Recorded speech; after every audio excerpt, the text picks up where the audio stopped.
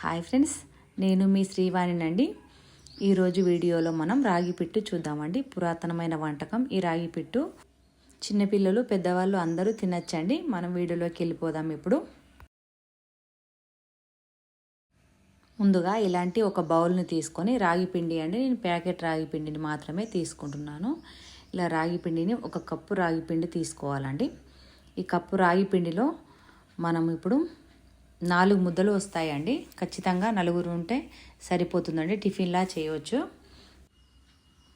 అమ్మాయిలు, అబ్బాయిలు, పెద్దవాళ్ళు, ముసలి వాళ్ళు ఎవరైనా తినవచ్చండి. ఈ రాగి పిట్టు చాలా బలవత్తరమైన ఆహారము. ఈ రాగి పిట్టును తయారు చేసుకొని ఈ విధంగా తినడం వల్ల నడుము నొప్పులు, కాళ్ళ నొప్పులు, బలహీనంగా ఉన్న ఆడపిల్లలకు కూడా చాలా బలం వస్తుంది. మనం వీడియోలోకి వెళ్ళిపోదామండి. ఇలా కొంచెం కొంచెం నీళ్ళు పోసుకుంటూ ఇలా వచ్చేంత వరకు కలుపుకోవాలండి. కొంచెం తడిగా ఉంటే సరిపోతుంది. తర్వాత ఒక స్టీల్ గిన్నెను తీసుకొని దాంట్లో నీళ్లు పోసుకొని స్టవ్ వెలిగించుకొని ఇలా ఒక కర్చీఫ్ వేసుకొని దాంట్లో ఇంతకుముందు కలుపుకున్న మిశ్రమాన్ని మొత్తం వేసుకోవాలండి. ఇలా వేసుకొని జల్లిబుట్ట ఉంటే సరిపోతుందండి. ఇలా వేసుకొని మొత్తాన్ని దానిపైన కర్చీఫ్ను ఇలా వేసుకోవాలండి. చూడండి, ఇలా వీడియోలో చూపించిన విధంగా మలుచుకొని దానిపై ఒక ప్లేట్ ఉంచుకోవాలి. ఇలా 5 నిమిషాల తర్వాత ఒకసారి ఓపెన్ చేసి చూద్దామండి. చూడండి, ఇలా ఓపెన్ చేసి చూసినప్పుడు ఎలా ఉందో మనం ఒక స్పూన్ తోటి టెస్ట్ చేసుకోవాలి. చూడండి, ఇలా పెడితే కొంచెం అంటినట్టు అనిపిస్తుంది. మళ్ళీ ఒకసారి మనం కర్చీఫ్ అంతా వేసేసుకొని మళ్ళీ మూత పెట్టుకొని ఒక 5 నిమిషాలు మగ్గనిద్దామండి. కరెక్ట్గా ఒక 10 నిమిషాలు అయితే సరిపోతుంది. చూడండి, ఇలా ఇప్పుడు ఉడికిపోయింది. ఇలా ఉడికిపోయిన మొత్తాన్ని తీసి పక్కన పెట్టుకోవాలి. పక్కన పెట్టుకున్న తర్వాత మనం ఇందులో పచ్చి కొబ్బరి వేద్దామండి. పచ్చి కొబ్బరి ముక్కను ఇలా కొంచెం కట్ చేసుకొని మిక్సీ పట్టుకొని పక్కన పెట్టుకోవాలి. ఇలా పక్కన పెట్టుకున్న తర్వాత పిట్టుని తీసుకోవాలండి. మనం ఇప్పుడు ఉడికిపోయింది రాగి పిట్టు. దీన్ని ఒక బౌల్లో వేసుకొని ఇక్కడ మొత్తాన్ని బౌల్లోకి తీసుకోవాలి.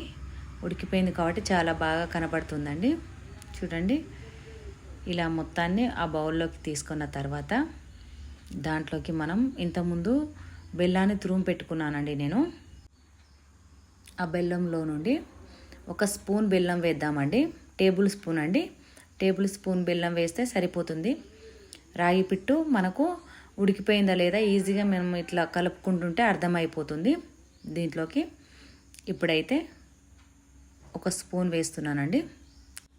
మాకు కొంచెం ఎక్కువే పడుతుంది, కొంచెం స్వీట్గానే తింటామండి కాబట్టి కొంచెం ఎక్కువ వేస్తున్నాను. మళ్ళీ ఇలా వేసుకొని కలుపుకోవాలి. ఒక టేబుల్ స్పూన్ వేసి షుగర్ ఉన్న వాళ్ళు తినొచ్చండి, చాలా బాగుంటుంది. నేను ఇక్కడ కొంచెం ఎక్కువ వేసాను టేబుల్ స్పూన్ కంటే. తర్వాత మిక్సీ పట్టుకున్న పచ్చి కొబ్బరి కూడా వేసుకోవాలండి. దీంట్లో పచ్చి కొబ్బరి వాడుతున్నాం కాబట్టి స్వీట్గా బాగుంటుందండి. మీరు ఇక్కడ ముద్ద చేస్తే ఈజీగా ముద్ద అయిపోతుంది. అయినా దీంట్లోకి మేమైతే కొంచెం నెయ్యి వేసుకొని తింటామండి. కొంచెం ఒక టేబుల్ స్పూన్ అంతా నెయ్యి వేసుకోవాలండి. చూడండి, ఈ విధంగా నెయ్యి వేసుకుంటే చాలా బాగుంటుంది. పిల్లలు కూడా ఇష్టంగా తింటారు. నెయ్యి ఇష్టం లేని వాళ్ళు మాత్రం స్కిప్ చేయొచ్చు దీన్ని. ఇక్కడ నేనైతే నెయ్యి వేస్తున్నానండి. నెయ్యి వేసుకొని బాగా కలుపుకొని ముద్దలు కట్టుకోవడమే. ముద్దగా కాకుండా ప్లేట్లో పెట్టి కూడా సర్వ్ చేసుకోవచ్చు. నేను ఇక్కడ ముద్దగా చేస్తున్నానండి. కాకపోతే ఇలా ఒక ముద్దలా చేసుకొని తినడం వల్ల బెల్లం ఉంది కానండి, ఐరన్ వస్తుంది, కొబ్బరి ఉంది, చాలా బాగుంటుంది. కొబ్బరి కూడా క్యాన్సర్ను నిరోధిస్తుంది కాబట్టి కొబ్బరి కూడా వేసుకోవాలండి. నువ్వులు కూడా వేసుకుంటారు ఇందులో. నేనైతే నువ్వులు వేయలేదు, ఎందుకంటే ఐరన్ ఉంది కదండి. బెల్లం వేస్తే సరిపోతుందని అనుకున్నాను. మేము బెల్లం వేసుకొని ఇలా ముద్దలు చేసుకొని అయితే అన్నిటిని చేసుకొని ఒక 4 వస్తాయండి. 4 చేసుకొని సర్వ్ చేసుకుంటాము. ఇలా మీరు కూడా పిట్టు చేసి ఎలా ఉందో ఫీడ్బ్యాక్ ఇవ్వండి.